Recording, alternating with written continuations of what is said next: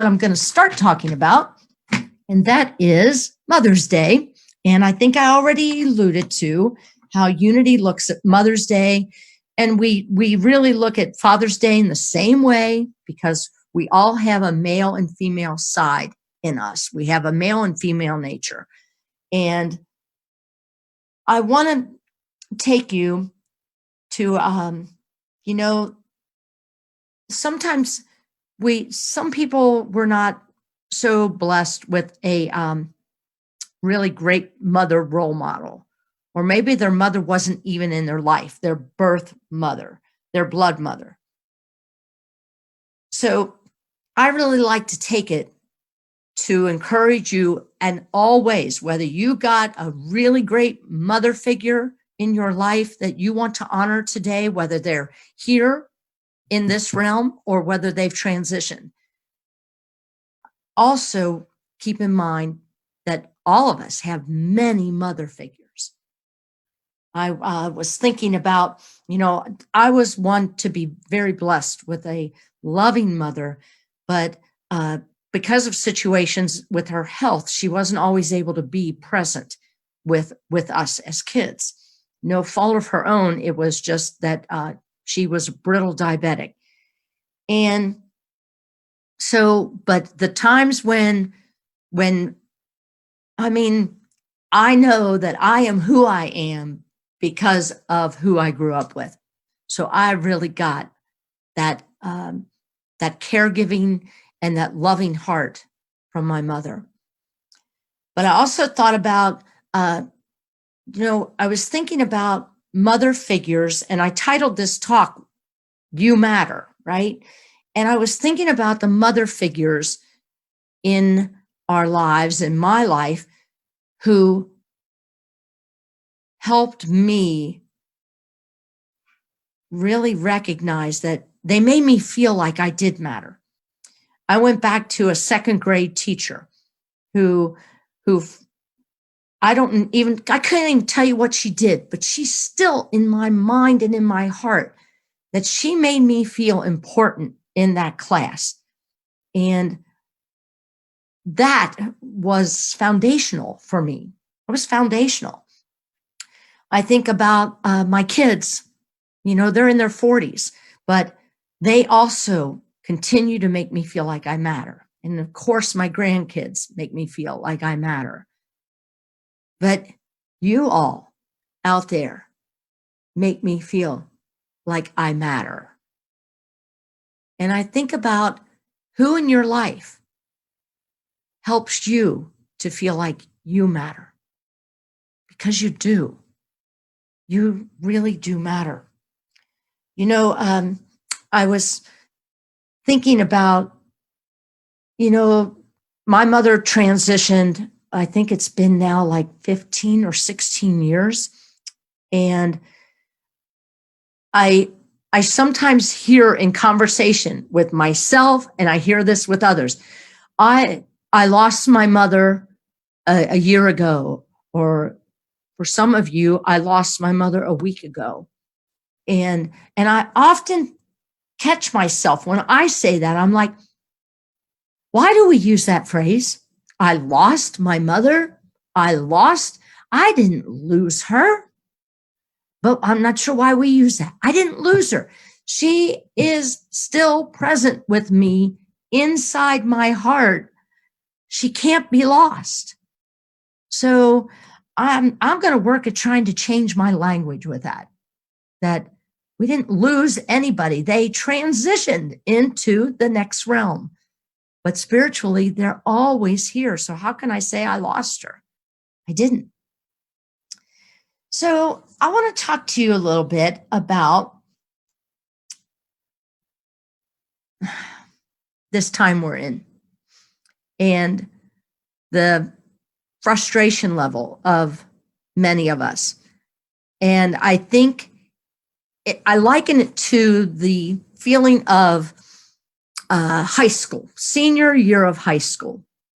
And probably about Christmas time of my senior year, I could care less about my studies. My eyes were on graduation day and getting the heck out of here and creating this big life I thought I would have, right?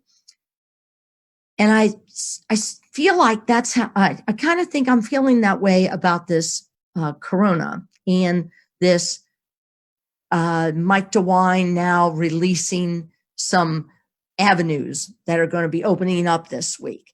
And so it's like I am so done with this and I'm so ready to get back to normal. And I just want it to be over. And then it's not. Or someone else in my friend circle tested positive for the virus this week. And then I have to come back to reality and say, oh, okay, this is my reality. It is my reality. I might be able to go get my hair cut, but I still have this reality that it's with us. And so I was reading an article by Joan Borisenko, and I'm going to read that to you in a little bit here, but I want to tell you, we are at the beginning of transformation. We are at the beginning of transformation. And yes, that's right. That's exciting news, people.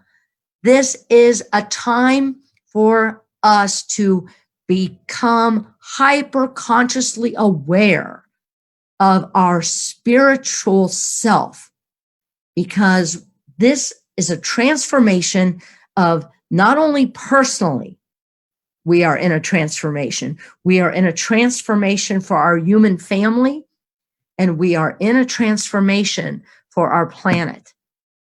And this is not bad news, people. This is good news. You know, we are at the beginning of our opportunity for spiritual growth. Does anybody agree with that? Give me a thumbs up if you somewhat agree with it. Yes, this time has given us an opportunity. Whether we take it or not, that's up to us. But to really focus on what is really important. What is really important? That's how we grow. I got to tell you, I'm going to share with you my yesterday's adventure as what I lovingly call Rev Kathy, the minister on wheels. So there were two people that I've talked to on the phone. I check in with it I said, oh, well, you know so-and-so. No. And I said, well, do you have a directory? No, I lost it. So I said, well, I've got one. I'll bring it to you. And so then there was another one that she wanted to send cards to people. And I said, do you have a directory? No. I said, I'll bring it to you. So I got in my car, and my first visit was to Silvana Sabato. She lives in Mount Healthy, not far from my house. And so I've got my mask on. I'm keeping the social distance, and I lay the directory on her chair on the front porch. Well, she comes out because, of course, we're excited. We're seeing each other besides social media. And she's like, come see my backyard. And I go walk, keeping our distance, as she shows me all her projects she's doing in her yard. Now, every single thing that she is working on is literally empowering her spiritual self. I know many of you who are gardeners or who like to be outside, or the creative people that are doing artwork, more artwork now, you get what I'm talking about. And to watch her face, she just lit up she has created a sanctuary in her backyard, and she's so proud of it. And her neighbor, who doesn't believe in even mowing grass, much less taking care of a yard, she's adopting his yard. And now she's moved over to his backyard because she doesn't want to look at it anymore. It was just like, anyway, that was my trip number one. So then I'm now headed over to Nita Barnhart's house. She lives within 2 minutes of my house, and Nita is alone. Her only son lives in Portsmouth, Ohio. And so, and Nita has some technology aptitude, but nothing to get us on to be able to see her on the screen. So I go over about once every couple of weeks and just talk to her from her porch. Well, I go over, and there sits on her front porch this little green apple. And I'm like, but Nita's not out there. I'm like, what? So she finally comes to the door, opens it, and she goes, I thought I'd give an apple to the teacher for me. And I lay the directory on her porch, and talking to Nita is like talking to a sage, because she has so many years of wisdom, and that wisdom comes, and you all know this. I can look at every single one of your faces that I have connected with, and I know that you can relate to this. It is because of her suffering and her pain and her trials and her struggles that has really given her this spiritual wisdom. And these quotes, these Nita-isms come out of her mouth. And I'm going to take and record these from now on, because I get in the car and I'm like, oh my gosh, how did she say that again? It just is amazing. But I forgot to tell you, on the way to Nita's house from Silvana's house, so I'm going from North College Hill, or Mount Healthy, to North College Hill. I'm driving, and you all know, most of you know, my little blue car kind of stands out, my little blue Prius. And all of a sudden I hear, my windows are closed, Reverend Kathy! And I stop, and there's Beth Bond outside mowing her grass, and she saw my car. So of course, I stop, I get out of the car, we social distance, air hug, and Beth, again, she has adopted Jean Alexander. Many of you know her as Little Jean. And so she's making sure that Jean is checked on and groceries twice a week. And Beth is just sharing with me Bethisms. Every one of you. I could look at all of you. There's Kayleen-isms, Barbism, Tom-isms. I could go through every one of your name, because you all are creating isms in this quarantine. But Beth said, and I love this, and she said it probably 4 or 5 times, you are only isolated if that's what you want to call it. You are only isolated if that's what you want to call it. How freeing is that, people? If you want to call yourself isolated, you can. And if that thought brings you peace, great. But if that thought, when you say, I'm in this isolation, and it's the tenseness in your jaw and the tightness in your chest because you can't get out and hug people, then change the thought. Change the word. Only you can come up with that word. But I was just like, I keep thinking, Nita left an apple for the teacher. I really wanted to give that apple back to her. And I want to give an apple to each and every one of you, because you all keep teaching me every time I have a conversation with any of you. It's like I leave there thinking, wow, you all are living this.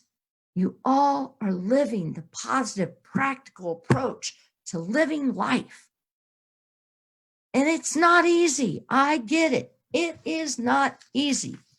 Well, let me tell you, is anybody following what Sandy Malloy is lovingly posting on Facebook every day? The 30 days of fearless living. And I think it's either today or tomorrow. She's going to be posting this. But it's saying yes to change. And it's by Joan Borisenko, Saying Yes to Change. Let's see if I can get it up there. And Joan Borisenko is one of my many favorite spiritual teachers. And I want to just listen in as if I were reading you a story right now. The mysteries of change are known in every world wisdom tradition and provide us with an archetypal map to spiritual growth. In the book, Saying Yes to Change, this is a book that her and her husband Gordon wrote. They outline 3 classical stages of change that constitute a rite of passage. For instance, the acorn to the oak, the caterpillar to the butterfly. So I'm just going to tell you right now that we all are in a rite of passage. If any of you know traditions that have rite of passages, are those positive or negative ones? Positive or negative ones? Rites of passage are positive. Okay, so we are in a positive rite of passage. Doesn't mean it feels wonderful right now. Okay, so the 3 stages of transformation that they wrote. Number 1 is separation. Can you relate to that? The journey begins. This is Joan talking. When I directed a mind-body clinic at Harvard Medical School teaching hospital, patients often told me that the day that they were diagnosed with cancer or AIDS, they died to who they were. They felt as if they were falling into an abyss. When illness, job loss, financial reversal, betrayal, divorce, or death of a loved one disrupts our world, our ego identity shatters, and we are separated from what was. Anybody relating to that in their life, personally, or even with this virus? The human response is fear. At a deeper level, however, a spiritual process is beginning to unfold. The shell of ego is cracking, and its habitual ways of constructing the world falters. Deprived of familiar frameworks, this is us as a planet, as a human species, isn't it? Deprived of familiar frameworks, we are invited to enter the ritual process of transformation. This is not bad news, people. This is good news. Number 2 of transformation, dwelling at the threshold, surrendering to the unknown. Who's there right now? Whew. Surrendering to the unknown. The late anthropologist Victor Turner, who identified the 3 stages of transformation, termed this second one the time between no longer and not yet. We have died to who we were, but we are not yet reborn to who we might become. This is good stuff. And this was written well before the coronavirus came about. We are at the doorway, the threshold of new potential. This is the great unknown where ordeals are faced, allies appear. Look for the helpers. Anybody here finding helpers in their world? Or anybody here being a helper? And the gifts of trusting in and surrendering to a larger divine reality are claimed. How does that feel? Do you see and hear this great potential that we are in? All right, stage 3 is the return, transformation and rebirth. The caterpillar who died to itself in the phase of separation, then dwelled at the threshold in its chrysalis, is finally reborn as a butterfly that can spread beauty and inspiration by its very presence. Our spiritual transformation entails dying to the false self with its fears, attachments, need to control, with the rebirth to our true nature, our God self. We are in alignment with a larger whole and truly support the inner freedom of and well-being of all. Did you hear that? Truly support our inner freedom and well-being for all, not just me or you, this selective group here, but for all. She goes on to say that life is a journey into the unknown where change is constant. The challenge is to pay attention, heal what needs to be healed. Hey, this goes for physical, emotional, mental, and spiritual healing. Okay? And grieve what we've lost as a testimony to how precious it has been. Staying faithful to the certainty that we live in a spiritually meaningful reality. We are called by change to authentic trust and surrender. Answering that call, we live in peace, joy, and service right now in this beautiful, holy world. I'm going to repeat that line. Staying faithful to the certainty that we live in a spiritually meaningful reality. A spiritually meaningful reality. We are called by change to authentic trust and surrender. Answering the call, when we answer the call, we will live in peace, joy, and service right now in this beautiful, holy world. Oh, take that in. And if that was a lot to take in, then let me know, and I'll be glad to scan and email a copy of what I just read with these 3 stages. You can go to unity.org and download this booklet digitally. Look up day 23. This is powerful, people. We are in transformation. We are not in prison. We are, if you feel that way, I'm going to tell you it's self-imposed. Do I feel that way at times? Heck yes, I do.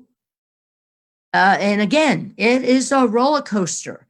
And I have no idea again. I don't know. Thursday seems to be my day when I seem to go this way.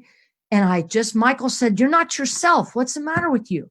He said, "Are something upsetting you? Is it work? And he starts now. I'm like, no, I can't even name it. I couldn't even name it the virus. I just was down. I just didn't want to talk. I just needed to just be left alone. And that's the beauty of this, people, is to bless it all. Quit making war with what is. Bless it all. We want to bless it when we're here, don't we? And then we want to curse it, or we want to curse ourselves when we're here. Like, I know more. I should not be, shouldn't on myself. I should not be feeling this way. Don't do it. Let it pass through, because that next morning I was already moving uphill.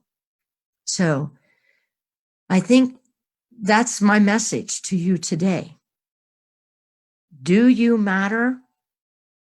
Absolutely, you matter.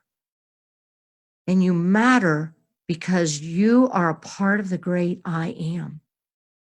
I am a part of the great I am.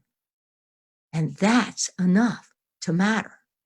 But when you really realize how much you do matter, you can't help but spread and let others know that they matter. This is the good news, right? Spread the good news. Just take that in for a minute. You matter. Just think to yourself right now. Can you bring to your mind some people that you matter to? This is not an egoic thing. This is your reality. You matter. Who do you matter to?